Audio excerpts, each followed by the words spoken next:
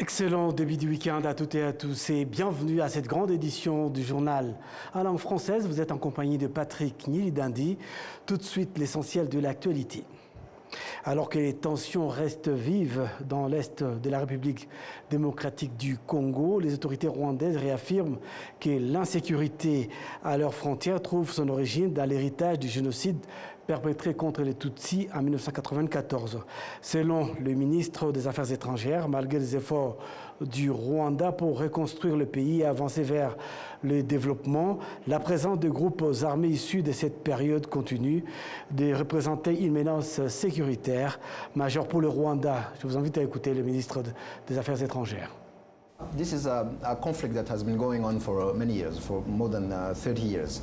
Il s'agit d'un conflit qui dure depuis de nombreuses années, depuis plus de 30 ans. Vous savez, en 1994 au Rwanda, nous avons connu le génocide contre les Tutsis. 1 million de personnes ont été tuées en 3 mois sur une population de 7,5 millions d'habitants. Ce que nous avons fait au Rwanda, c'est refuser d'être retenus prisonniers de l'histoire, de la douleur et de cette tragédie. Nous avons décidé d'aller de l'avant. Nous avons décidé tout d'abord de rester unis, car un génocide laisse généralement de profondes cicatrices au sein de la population. Mais nous avons aussi décidé de voir très loin, de ne pas seulement reconstruire ce qui avait été détruit ou réparer ce qui avait été endommagé. Nous avons choisi de penser d'une façon élargie. Nous avons décidé de réformer notre économie et de transformer notre mode de vie, de sorte que le Rwanda soit aujourd'hui bien classé dans les classements économiques en Afrique. Nous figurons souvent parmi les 3 premiers dans les principaux classements. Nous avons accompli cela sur notre territoire. Le problème auquel nous sommes confrontés est que de l'autre côté de la frontière, ceux qui ont commis ce génocide, la milice appelée Interahamwe, mais aussi l'armée, ont traversé la frontière. Ils n'ont jamais été désarmés par l'ONU qui était présente sur le terrain. Ils n'ont pas non plus été désarmés par d'autres forces étrangères présentes sur le terrain. Au contraire, ils ont été tolérés et soutenus au point qu'aujourd'hui, encore, ils sont intégrés dans l'armée de la RDC. Depuis la RDC, ils ont attaqué le Rwanda à de nombreuses reprises au cours de ces 30 dernières années. C'est pourquoi le Rwanda a déployé des mesures défensives sur le long de sa frontière en fait de se protéger contre ces attaques. Ici, nous vivons dans une situation où, de notre côté de la frontière, nous essayons d'avancer. Mais de l'autre côté de la frontière, une milice qui a commis ce génocide tente de détruire ce que nous avons accompli à travers une idéologie génocidaire qui persiste encore dans la région. Nous avons été engagés dans le processus de Washington avec la RDC afin de répondre à ces préoccupations sécuritaires. L'année dernière, le 27 juin, nous avons convenu d'un accord de paix comprenant un cessez-le-feu ainsi qu'un volet sécuritaire visant à résoudre cette situation et à neutraliser ce groupe dont nous parlons, afin que le Rwanda puisse lever ses mesures défensives. Cependant, au lieu de cela, nous avons observé sur le terrain une intensification des frappes aériennes, des attaques menées par des avions de chasse et des drones d'attaque du gouvernement de la RDC, en violation du cessez-le-feu visant non seulement le groupe AFC M23, mais aussi la communauté Banyamulenge, qui est composée de Congolais partageant la culture et la langue rwandaise. Cela a alors déclenché une riposte de la AFC M23. Ici, lorsque nous avons signé à Washington les accords de Washington, le 4 décembre, nous étions déjà au milieu d'un conflit.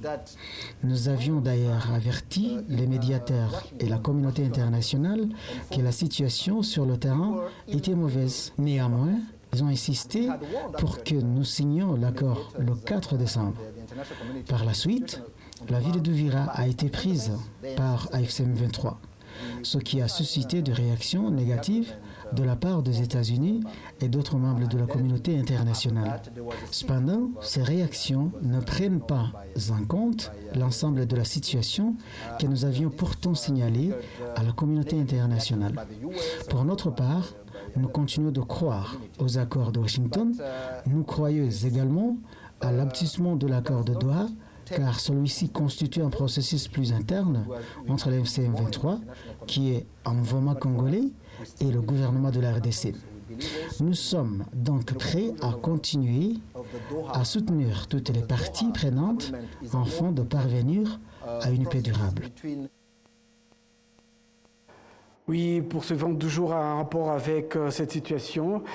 Cette fois-là, dans une autre partie du monde, les Rwandais résidant au Moyen-Orient saluent les efforts déployés par les ambassades du Rwanda dans la région pour maintenir une communication permanente et permettre une assistance rapide en cas de besoin, alors que la situation sécuritaire reste tendue en raison du conflit en cours dans cette partie du monde. Les détails avec Michel Iladoukound.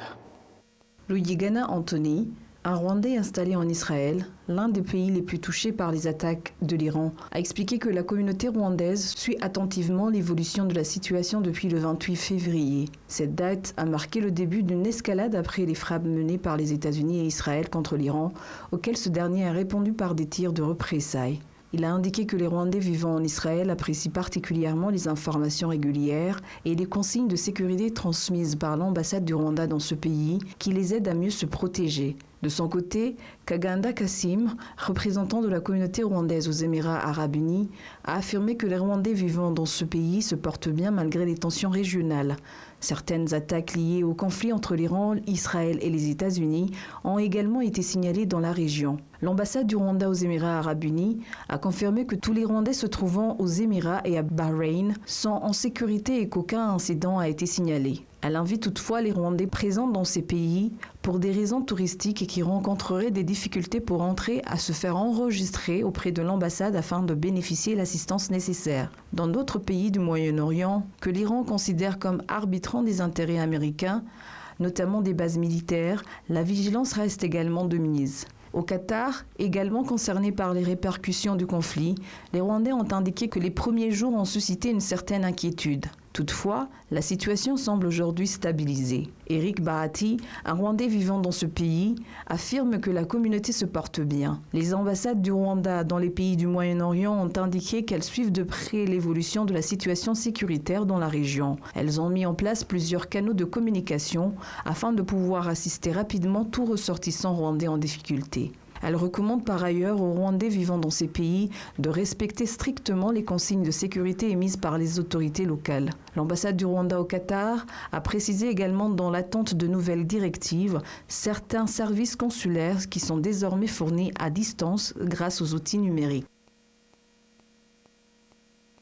La suite de cette édition, l'ambassade du Rwanda aux Émirats arabes unis et à Bahreïn a demandé à tous les ressortissants rwandais vivant dans ce pays de respecter les consignes de sécurité émises par les autorités locales et de continuer à suivre les informations provenant de sources officielles. Cet appel intervient alors que les tensions et les affrontements se poursuivent au Moyen-Orient, impliquant les États-Unis, Israël et l'Iran. L'ambassade a également indiqué qu'aucun ressortissant rwandais n'a jusqu'à présent été affecté par cette situation. Par ailleurs, elle mène des discussions avec Rwandair et d'autres institutions concernées afin de faciliter le retour au Rwanda de Rwandais vivant dans ce pays et souhaitant rentrer. Les personnes intéressées sont invitées à s'enregistrer dans le plus bref délai auprès de l'ambassade. 1874 détenus ont été libérés provisoirement dans différentes prisons du pays. Ces détenus avaient été condamnés par les tribunaux mais ont bénéficié de cette mesure en raison de leur bonne conduite en détention et du fait qu'ils ont accompli la partie de leur peine exigée pour une libération anticipée. Les précisions avec Michel Iladoukound.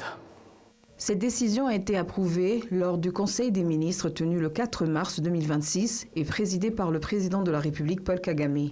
La libération provisoire est prévue par la loi numéro 027/2019 du 19 septembre 2019. Cette loi stipule qu'un détenu qui fait preuve de bonne conduite peut être libéré avant la fin de sa peine ou bénéficier d'une grâce présidentielle. La loi précise également que le président de la République dispose du pouvoir d'accorder la grâce à un détenu condamné par les tribunaux, soit à la suite d'une demande, soit de sa propre initiative, tout en informant la Cour suprême. La grâce présidentielle peut soit annuler définitivement la peine, soit en réduire la durée. Outre la bonne conduite, La libération provisoire tient compte du temps déjà purgé par le détenu. Ainsi, une personne condamnée à moins de 5 ans de prison doit avoir purgé au moins un tiers de sa peine. Celle condamnée à une peine comprise entre 5 et 10 ans doit avoir purgé les 2 tiers de sa peine. Quant aux condamnés à la prison à perpétuité, ils doivent avoir passé au moins 20 ans en détention. La dernière mesure similaire de libération provisoire remonte à octobre 2024, lorsque 2017 détenus avaient été libérés et 12 autres avaient bénéficié de la grâce présidentielle. Parmi les 1874 détenus libérés cette fois-ci, figurent 137 femmes et 5 mineurs qui étaient détenus au centre de réhabilitation pour mineurs de Niagatare. Bienvenue à l'entretien de la semaine qui revient sur les principaux faits d'actualité. Nous avons une invitée dans ce journal. Bonjour Isabelle. Bonjour Patrick. Et bienvenue dans les studios de la télévision rwandaise. Merci beaucoup pour votre invitation. Voilà, vous menez un projet intéressant, Kwandika, un projet qui réunit à la fois les élèves en France et les élèves du Rwanda. Parlez-nous un peu de ce projet. Alors ce projet, en fait, c'est intéressant d'être là dans un journal télévisé parce que le monde est en feu, il y a des problèmes partout et nous, on essaye de résister. Et comment on résiste à cette ambiance morose qui rend un peu la vie compliquée pour les jeunes générations? Eh bien, on se dit, et si on faisait un projet où ils puissent vraiment faire quelque chose, fabriquer un livre grâce à ce qu'ils vont écrire. Et c'est comme ça qu'entre Nanteuil-le-Haudouin, qui est un village, un gros village, ils ne vont pas être contents si je dis un village à 50 km de Paris, et le Titissi-Muramba, au Rwanda, qui est, je ne sais pas si vous situez Muramba, oui. Vous allez sur la route de Mwanga, vous remontez vers Rubavu et c'est en pleine campagne. Et vous connaissez peut-être le Rwanda mieux que moi quand je vois que vous décriviez. Donc c'est un projet qui réunit 2 pays. Oui, 2 pays. C'est important parce que la France et le Rwanda, on a une histoire commune, une histoire qui n'était pas forcément très positive. On a cette histoire qui s'est passée au début des années 90, le génocide des Tutsis, dans lequel la France a un rôle très important, un rôle qui ne me rend pas très fière. Et moi, c'est pour ça qu'en tant qu'écrivaine, et puis parce qu'il y a très longtemps, en 1994, moi, j'étais venue dans la région, j'étais à Goma, dans les camps, et que je me disais comment imaginer un projet qui soit positif, qui nous permette de travailler au même niveau, main dans la main, parce que c'est un projet collaboratif. Il faut imaginer que le livre, on a déjà eu un premier livre qui a été publié par les éditions Izuba en juin dernier, qui a été présenté à Kigali. Et le livre que les jeunes sont en train de faire, là, le 2e livre, il y a 70 auteurs. 70 auteurs pour un livre. Wow. Et là, on a fini le dernier atelier d'écriture. C'est aussi important pour moi, en tant que Française, de porter un projet qui incarne la francophonie aussi. C'est-à-dire que les ateliers ont lieu en français, mais pour moi, c'est très important aussi que les Rwandais s'expriment en Kinyarwanda. Donc le livre, pour la première fois cette fois-ci, il sera à la fois en français et en Kinyarwanda. Parce que j'explique aux jeunes Rwandais, vous ne pouvez pas parler une langue étrangère correctement, vraiment, le français, l'anglais, le swahili, si vous ne maîtrisez pas le Kinyarwanda. Très important.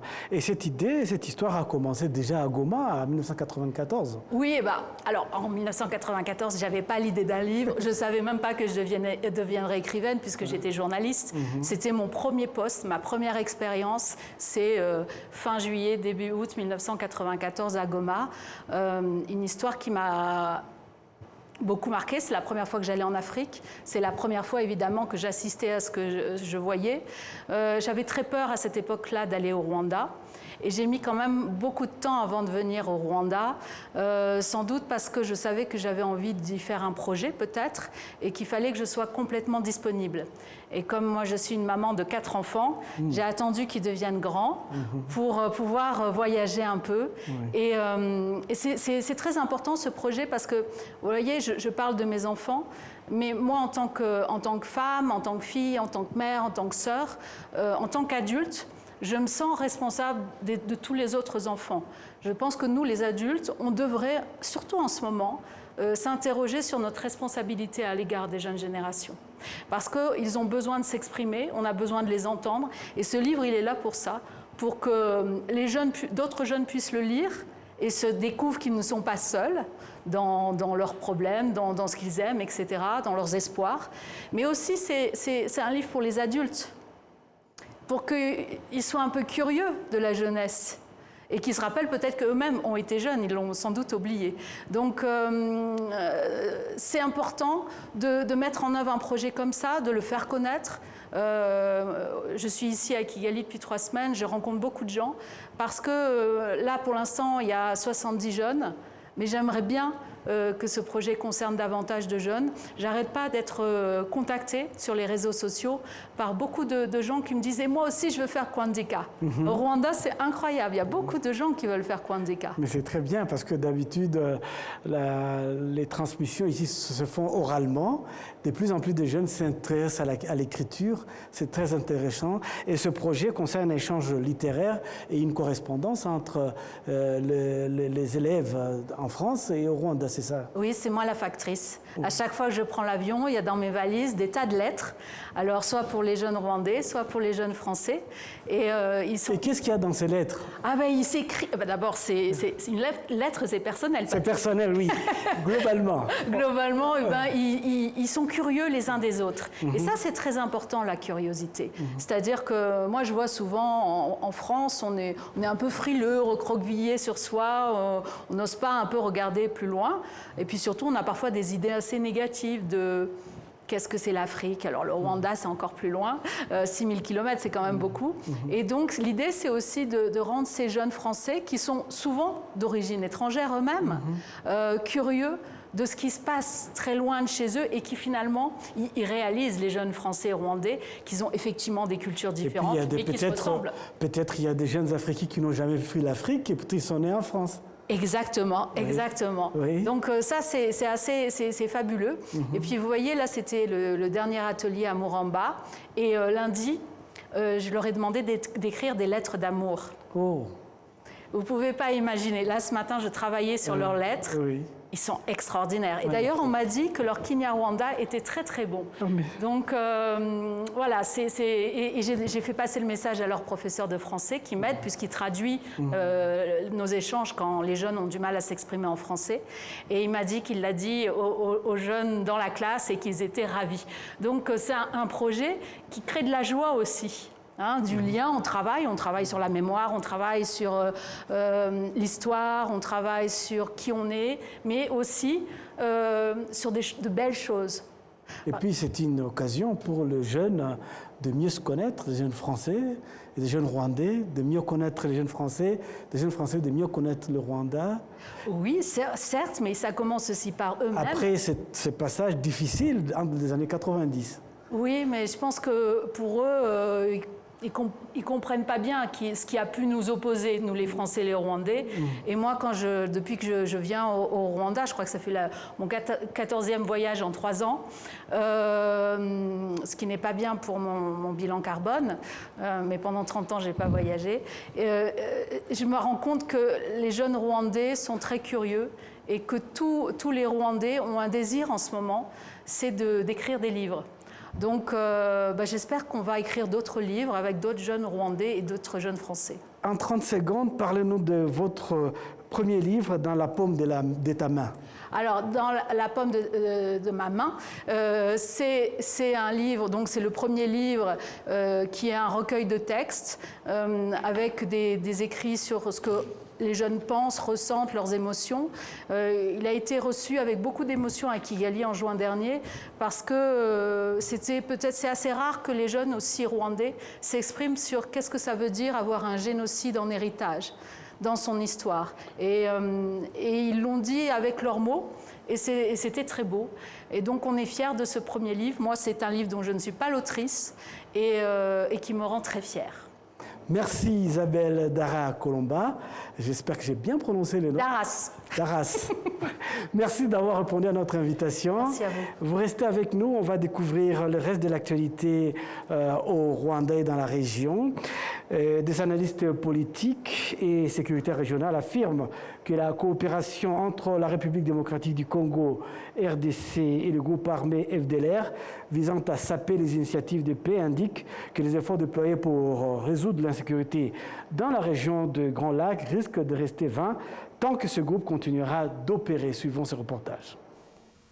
L'ambassadrice Rugeni Bakuramutsa, représentante permanente du Rwanda auprès des Nations Unies à Genève, s'est adressée au Conseil des droits de l'homme de l'ONU au sujet de l'insécurité persistante qui sévit à l'est de la RDC depuis plus de 30 ans. Elle a souligné le rôle direct de la République démocratique du Congo dans sa collaboration avec le groupe terroriste de FDLR. L'existence et la persistance du groupe FDLR constituent un symptôme majeur de la désorganisation de la sécurité et de la stabilité dans la région, un phénomène maintes fois mis en cause. Les FDLR est composé d'anciens soldats rwandais ex-FAR et d'Interahamwe ayant participé au génocide contre les Tutsis en 1994. Malgré les sanctions imposées à ce groupe par le Conseil de sécurité des Nations Unies, notamment l'interdiction d'accès aux armes, il bénéficie toujours du soutien du gouvernement de la République démocratique du Congo. De plus, son intégration au sein de l'armée congolaise contrevient aux décisions et directives du Conseil de sécurité des Nations Unies sur cette question. La destruction du FDLR est l'une des obligations du gouvernement congolais conformément aux accords signés à Washington. La sécurité et la stabilité dans la région des Grands Lacs exigent une analyse claire des causes de la perturbation, ainsi que leur respect dans le cadre du respect des obligations de chaque pays.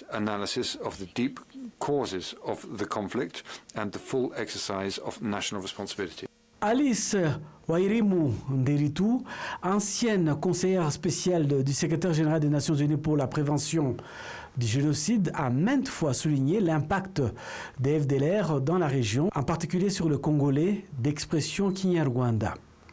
Elle a noté que le gouvernement congolais n'a pas manifesté la volonté de démanteler le FDLR. Je suis profondément préoccupé par l'idéologie génocidaire qui s'est répandue à l'est de la RD Congo après que des milliers de personnes ayant fui le Rwanda après avoir participé au génocide perpétré contre les Tutsis en 1994. Cette idéologie s'est transmise des parents à enfants. Je n'ai cessé de leur montrer à maintes reprises. J'ai rencontré des réfugiés Tutsis originaires du Congo se trouvant au Rwanda. Et j'ai alors décidé de ne pas rester silencieuse. J'ai prié pour que les discours de haine cessent contre les Tutsis du Congo. Mais le meilleur moyen de les éliminer complètement est de traduire en justice les nombreux auteurs du génocide qui courent encore librement sur le sol congolais. L'avocat Bernard Mengen affirme que les attaques visant les Banyamulenge et d'autres Congolais détenus Tutsis à l'est de la RDC sont largement alimentées par un discours de haine, utilisé et soutenu par les hauts responsables du gouvernement congolais sous le regard passif de la communauté internationale. Nous avons expliqué et resitué ces discours de haine dans un contexte parce que la dévalorisation de la femme Tutsi est une vieille question racialisée depuis des années, des dizaines d'années d'ailleurs. Nous avons montré aussi le process dans lequel cela s'inscrivait. Mais nous ne sommes pas contentés de cela. Nous avons aussi posé la question de la raison pour laquelle toutes les plaintes que nous avons déposées depuis 2020 étaient restées sans suite. Et nous avons montré, pièce à l'appui, que en réalité, ces discours de haine qui étaient propagés ou qui sont propagés aujourd'hui par un certain nombre de personnes en République démocratique du Congo sont soutenus, ainsi que leurs auteurs, par des autorités très importantes, telles que la ministre des Affaires étrangères de RDC, ou comme M. Patrick Mouyaya, voire même certaines personnes auteurs de discours de haine ont été reçues par le président de la République démocratique du Congo. Donc, il est très très difficile d'avoir dans ce contexte-là des poursuites à charge des auteurs de discours de haine, alors que ce type de comportement est réprimé par le droit congolais. Dans la suite de notre propos, nous avons évoqué la question de la façon avec laquelle on peut transformer une approche négative telle qu'on la vit aujourd'hui en une évolution vertueuse. Nous avons dit que nous tenions à la disposition des membres des autorités du corps diplomatique et des personnes qui ont participé à ce panel, ainsi que des journalistes d'ailleurs, la copie des plaintes que nous avons déposées, pas seulement celles que nous venons de déposer, mais toutes les plaintes antérieures, afin que les faits soient établis et qu'il n'y ait pas de discussion sur les faits dont nous plaignons. Mais en outre, au fond, la question, c'est de passer à un niveau d'effectivité. Bojana Koulibaly, chercheuse et analyste politique et sécuritaire de la région du Grand Lac, déclare que les sanctions imposées lundi par les États-Unis contre les forces rwandaises de défense resteront inefficaces tant que les FDLR continueront d'opérer librement sur le territoire congolais. Les FDLR continuent de recruter et d'entraîner au combat d'autres forces civiles, mettant ainsi en danger la vie de la population. Le nombre de groupes de volontaires dans l'est du Congo ne cesse d'augmenter, rendant la sécurité insupportable pour la population. En 2022, le problème de la sécurité se sont aggravés à l'est de la RD Congo. L'administration Trump a intensifié ses mesures punitives contre Kigali, considérant Kinshasa comme son allié le plus puissant et a ignoré les causes de 30 ans d'insécurité. Dans une déclaration publiée sur X, ancienne Twitter, la porte-parole du gouvernement rwandais, Yolande Makolo, a qualifié le gouvernement de la RDC des principaux soutiens des FDLR, que le Rwanda considère comme une menace majeure pour sa sécurité. Elle a soutenu que les tentatives de rejeter la responsabilité ou de dissimuler le soutien de Kinshasa au groupe ne permettraient pas de résoudre la crise. C'est donc avec cet élément que nous allons mettre un point final à cette grande édition du journal en langue française. Au nom de toute l'équipe technique qui m'a accompagné tout au long de ce journal, je vous souhaite de passer un excellent week-end en notre compagnie.